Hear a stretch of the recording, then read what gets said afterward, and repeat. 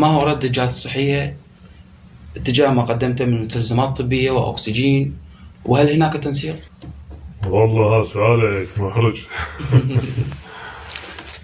احنا الحمد لله من اشتغلنا ما اشتغلنا على الجانب الصحي. احنا كان منشورنا بوقتها ومن نزلنا بالساحة نزلنا للمواطن اللي ما عنده، اللي ما يقدر توصل له القنينة، صحيح. الحجر المنزلي. ما مفكرين الصحة ماعتها يعني نتفاجئ نعم. تصير مناشدات. احنا الصحة يمكن مرة واحدة اتصل بي دكتور علي. نعم. اتصل بي مستشفى الطفل الصدر احتاجوا، ولا باقي مستشفى الطفل والمستشفى المجر لا من الدكتور خطية. واغلب المناشدات جتنا من الناشطين اللي عاشوا الحالة ويا الناس. نعم.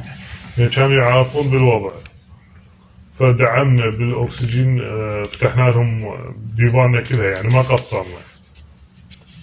مستشفى الطفل، المجر، الميمونة، الأغذية اجت علينا، الزير ودينا لها. يعني يجوز انا ما حاضرها كلها، بس غطينا الحمد لله، غطينا شو نقول 3/4 العمارة. يعني على قولة المساعد مالتي بطلنا وصل لدياله ورجع. قلت له شلون؟ قال من واحد الواحد قام يروح. يقول اخر شيء من جاب لي عن طريق ولا الشرطي، هو طلبه من عندنا. قال هذا بطلكم ترى وصل لدياله على كم بيت ويلا ورجع. قلنا الحمد نعم والله. الحمد لله يعني متسوينا شيء للمحافظة بهالأزمة، وقلت لك الحمد لله. وصار اسم بهذا الموضوع. الحمد لله. الحمد لله والشكر.